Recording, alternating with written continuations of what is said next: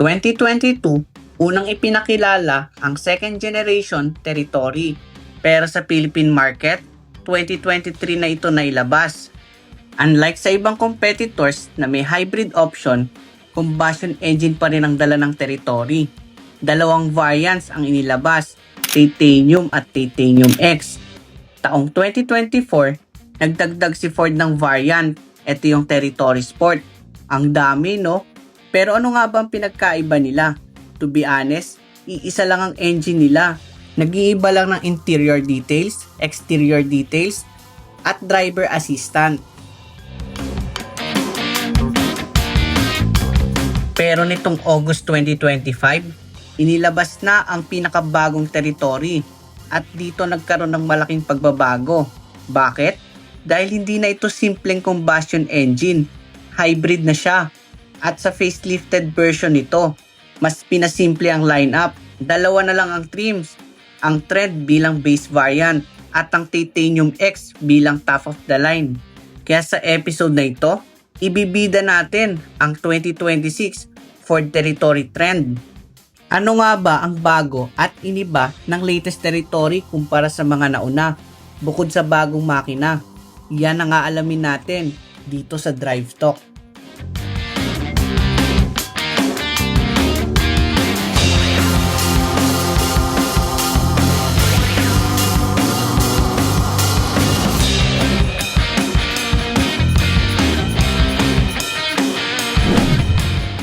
So ano nga bang upgrade ang ginawa ng Ford from previous model to newer one? Kung titignan mo, mas may character na yung bago. Yung pre-facelifted, mukhang singkit ang headlight dahil hiwalay siya sa grille design. Ngayon, pinagsama na ni Ford, may integrated honeycomb grille at mas modernong itsura. Pero this time, may coast-to-coast LED bar, giving it a more premium vibe. Sa likod, LED pa rin ang tail lamps. Side profile, halos same pa rin. May roof rails, chrome trim sa window, at side mirror with repeaters. Pero dito makikita ang pagkakaiba. May hybrid badge na sa gilid at dagdag ng side decals. Personally, mas gusto ko yung dati na malinis na walang side decals. Opinion ko lang yan ha, kaya wag nyo akong ibabash. Bumawi naman sa wheels. Ngayon may 18-inch two-tone alloy wheels. Wrapped in 235/55 R18 tires. Mas premium siya kumpara sa dating plain alloy wheels. Pero ito ang interesting part. May nadagdag, pero may nabawas din. Dati, meron siyang 6 na front parking sensors. Sa bagong Territory hybrid trend, wala na. Sa likod, nabawasan din. From 6, ngayon 4 na lang. Don't worry, kasi andyan pa rin ang 360-degree camera. At mas maganda pa ngayon, may improved animation at pwede ka rin pumili ng angulo na gusto mo. So kahit nabawasan ng sensors, hindi ka na rin mahihirapan magtansya sa parking. Pagdating sa likod, walang malaking pagbabago sa trunk, manual tailgate pa rin, parehong cargo space at hindi pa rin LED ang trunk light. May extra storage sa gilid. Kagaya ng dating Territory, 60-40 split pa rin ang second row kapag tinupi, habang sa ilalim ay makikita ang lagayan ng spare tire. At gaya ng dati, donut type pa rin. Silipin naman natin ang bago rito, ang makina. Dito makikita ang pinakamalaking upgrade. Ang bagong Territory ay gumagamit ng 1.5 liter turbocharged inline-4 dedicated hybrid engine. Nakasama ang lithium-ion NCM high voltage battery. Ang engine mismo ay may output na 150 horsepower at 230 Nm of torque, habang electric motor ay mas malakas pa, 218 horsepower at 315 Nm of torque, paired with 2-speed dedicated hybrid automatic transmission.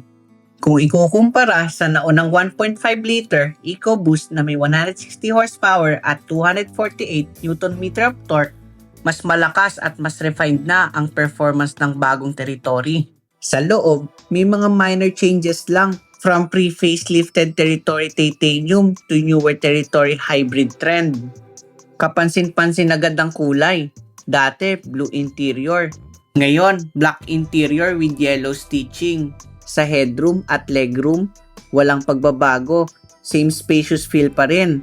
Pero ang seats, dati kahit base variant may power adjust. Ngayon, manual adjustment na lang. Mapapansin din na iba ang style ng headrest ng bagong Territory compared sa luma. Sa gitna, still piano black finish with same layout. Pero may nawala. Dati may wireless charging pad sa base variant. Ngayon, lagayan na lang ng phone. Pero nandito pa rin ang rotary controller, dalawang cup holder,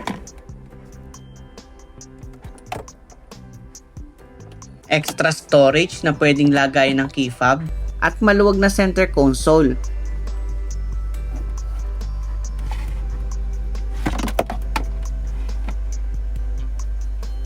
May storage sa passenger side at glove box na hindi tinipid sa space. Underneath, meron pa ring Type A, Type C, at 12-volt socket gaya ng dati. Map lights, still LED, habang ang sun visor may mirror pero hindi pa rin LED lights. Same pa rin, 12-inch digital cluster with wireless Apple CarPlay and wireless Android Auto, pero mas smooth na ngayon ang touch response. Downside lang, medyo madilim ang resolution kapag tirik ang araw. Habang ang aircon still dual zone automatic na nasa infotainment screen pa rin ang controls. Sa steering wheel, may controls pa rin for infotainment at cruise control. Pagdating sa likod, halos pareho pa rin ang space, komportable pa rin ang legroom at headroom. Ang amenities, same as before with minor changes. May sariling aircon vent, LED cabin lights,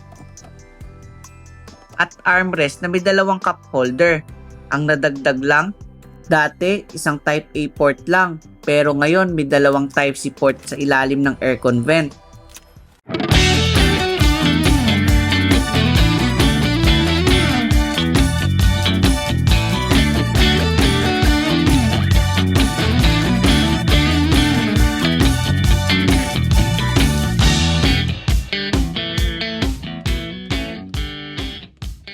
So ngayon subukan natin itong Ford Territory na trend. Naka eco mode tayo. So sa eco, lambot yung steering niya. Sa totoo lang, itong Territory, kahit naka eco mode, matuli na rin siya. Ramdam mo lang na may konting pigil kasi pag dininin mo pa yung throttle, parang matagal siya umangat yung speed. Pero sa tingin ko mabilis yung 0 to 100 dito eh. Kung more on city driving naman yung gamit nyo, mararecommend ko rin yung eco mode. Subukan naman natin yung normal. Nilipat naman natin yung steering modes, comfort. Pansin ko lang dito sa Territory, may kalaparan siya pero yung handling niya pagdating sa corner, medyo ramdam mo rin yung corner. Pero kaya naman ng sasakyan kahit medyo mabilis yung takbo mo sa corner. Yung standard at saka yung comfort, hindi sila nagkakalayo pagdating sa steering. Yung normal mode, malakas na rin siya. Kung kanina sa eco mode, ramdam ko yung pagka-pigil niya, mas mabilis dito sa normal mode. Ang difference lang ng eco mode sa ibang kotse, yung eco mode ng Territory, mas mabilis to kaysa sa eco mode ng mga ibang brands. Kasi sa ibang brands kasi, yung eco mode nila, literal na pigil yung hatak niya. Dito, may hatak pa rin siya. Mag-enjoy pa rin kayo sa eco mode. Yung brake naman niya, hindi ka naman totally susubsob. Ramdam mo kagad na kahit konting tapak mo lang, kumakagat siya, pero hindi totally may bite. Mas gusto ko yung braking neto compared dun sa naunang Territory na nasubukan din natin. Kung gusto nyo mapanood yon, ilalagay ko yung link sa taas. Yung sport na steering, mas gusto ko yung pagka-weight. Hindi naman sobrang bigat ng steering niya kapag naka-sport. Sa totoo lang, tama lang. Nasa gitna siya, hindi siya sobrang tigas, hindi rin sobrang lambot. Pero ramdam mo yung confident mo dito kapag dinadrive mo siya. Kasi hindi siya sinilambot nung kanina na standard at comfort. But yung handling niya, almost the same lang din. Wala naman difference pag naka-sport. Sa visibility naman, wala namang pinagbago. Same lang naman din na maliit yung A-pillar. Yung nadagdag pala dito sa Territory, meron na siyang Ford Pass. So sa mga previous model kasi ng Territory, wala siyang Ford Pass. Kung napanood yung video natin dun sa Ranger, Ganun yung feature ng Ford Pass.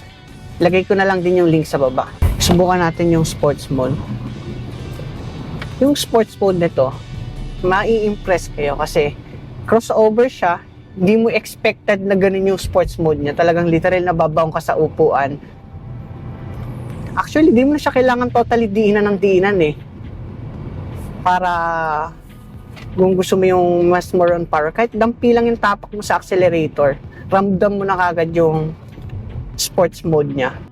So napansin ko lang dito sa steering mode, kapag naka-sports, kapag traffic, lumalambot siya kapag tigil. So kung nakalimutan niyo siya i-switch ng standard or comfort, tapos nagmamaneuver kayo, hindi naman din kayo mahihirapan kasi nandun pa rin yung lambot niya na same sa standard at comfort. So ito naman yung pag nagte-turn signal kayo, so magiging aware din kayo sa mga sumusulpot na mga motor or may biglang sumisingit, nagka-cut ng lane. Kasi meron kayong camera, hindi nga lang siya sobrang linaw, tama lang. So ito, susubukan na talaga natin yung sports mode. Medyo maluwag na dito. Kanina kasi medyo pitik-pitik lang. Ngayon, bigyan natin ng power. So kanina nga, nabanggit natin na may sipa. Hindi ko siya nararamdaman doon sa mga naunang territory. Mas ramdam ko siya dito sa newer model. Yung road noise naman, yun ang maganda. Hindi mo naririnig yung outside. Kung may maririnig man kayo, yung aircon, kasi malakas yung aircon nitong territory, nasa mataas na settings siya, yung fan speed lang yung maririnig nyo. Ito, hininaan natin yung fan speed ng aircon. Wala talaga marinig, sobrang tahimik nito. Kasi ito automatic nag-charge dahil hybrid siya. So kung traffic at na-consume mo na yung battery niya, magcha-charge siya during traffic. So kapag na full charge yun naman siya, yung electric motor yung gumagana. Kung hinahataw-hataw nyo, both motor yung gumagana dito. So ito pa, kapag tinathrottle mo siya sa sports mode, may konting engine sound kayong maririnig. Yung suspension pala nito, okay rin. Almost the same din naman sa mga naunang territory, yung suspension niya. Yung kamukha rin nito. Overall experience, maganda yung experience natin dito sa territory. Mare-recommend ko siya sa mga naghahanap ng crossover na hybrid at maluwag yung interior. Ito na siguro yung kotse na para sa'yo.